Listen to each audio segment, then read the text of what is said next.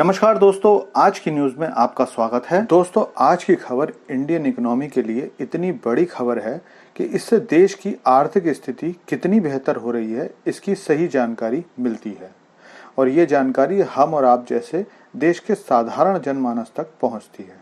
और ऐसा नहीं है कि केवल इसकी जानकारी ही मिलती है, बल्कि इसका फायदा फिर हमें इन्वेस्टमेंट में होता है और उससे देश की आर्थिक स्थिति पर अच्छा प्रभाव पड़ता है। मतलब एक अच्छी खबर देश की इकोनॉमी के लिए एक पॉजिटिव सर्किल का काम करती है, जिसके बाद लगातार अच्छे समाचार आते रहते हैं। तो क्या है ये समाचार जिसने भारतीय इकोनॉमी की मजबूती को फिर से साबित किया है, आपको बताता हूँ। लेकिन उससे पहले आपसे रिक्वेस्ट है कि चैनल को सब्सक्राइब कर लीजिए, क्योंकि यहाँ आपको डिफेंस, इकोनॉमी और फॉरेन पॉलिसी पर रोज वीडियोस मिलते हैं। तो आपका सस्पेंस ज़्यादा ना बढ़ाते हुए वीडियो शुरू करते हैं। दोस्तों, अभी पिछले दिनों में ही मैंने आपको भारत की बढ़ी हुई जीडीपी के आंकड़े दिए थे।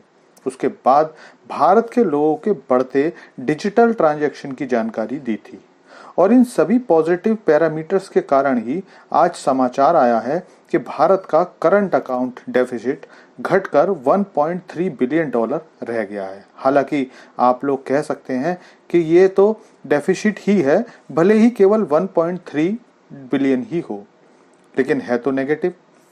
तो आपकी बात बिल्कुल सही है, ये अभी भी नेगेटिव है, लेकिन ये आंकड़ा इससे पहले 10 गुने से भी ज्यादा का था। चलिए पूरी खबर बताता हूँ। दरअसल केंद्र सरकार ने जारी आंकड़ों में बताया है कि वित्त वर्ष 2022-23 की आखिरी तिमाही मतलब जनवरी 23 से मार्च 23 के दौरान भारत का चालू खाते का घाटा मतलब करंट अकाउंट डेफिसिट $1.3 अरब रह गया है। मतलब ये कि अब ये घटकर 0.2% रह गया है। सरकार ने बताया कि इसी वित्त वर्ष की तीसरी तिमाही में करंट अकाउंट डेफिसिट लगभग $16.8 बिलियन था, जो कि जीडीपी का 2% था। इससे पहले 2021-22 की चौथी तिमाही में ये $13.4 बिलियन था, जो कि जीडीपी का 1.6% था।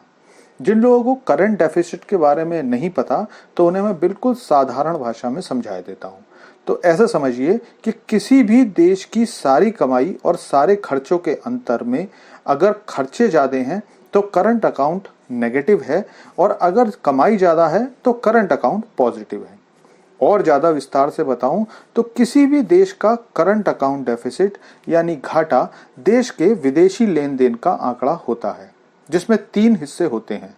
पहला होता है गुड्स और सर्विसेज का कारोबार, दूसरा कर्मचारियों और फॉरेन इन्वेस्टमेंट से हुई कमाई, और तीसरा होता है करंट ट्रांसफर, जिसमें विदेशों से मिला अनुदान, गिफ्ट और वहां रह रहे भारतीयों द्वारा भेजी जाने वाली रकम शामिल होती है।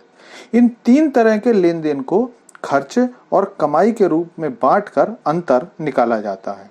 अगर ये नेगेटिव है तो करंट अकाउंट डेफिसिट कहते हैं, और अगर पॉजिटिव है तो करंट अकाउंट सरप्लस कहते हैं। उम्मीद है आप लोग सब समझ गए होंगे। अब जब करंट अकाउंट डेफिसिट कम होता है या सरप्लस में करंट अकाउंट जाता है, तो उससे अर्थव्यवस्था को फायदा होता है, क्योंकि फिर सरकार को अपने खर्चे पूरे करने के लिए और कर्जा लेने की जरूरत नहीं पड़ती है और देश के विकास पर सरकार ज्यादा खर्चा कर सकती है।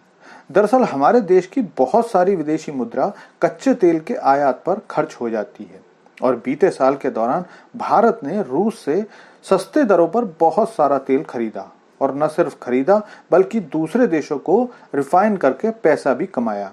उसके अलावा सर्विस एक्सपोर्ट से भी काफी अच्छी रकम भारत को मिली, जिसके कारण भारत की कमाई तो बढ़ गई और खर्चे कम हुए, जिसके कारण करंट अकाउंट घाटा काफी कम हो गया।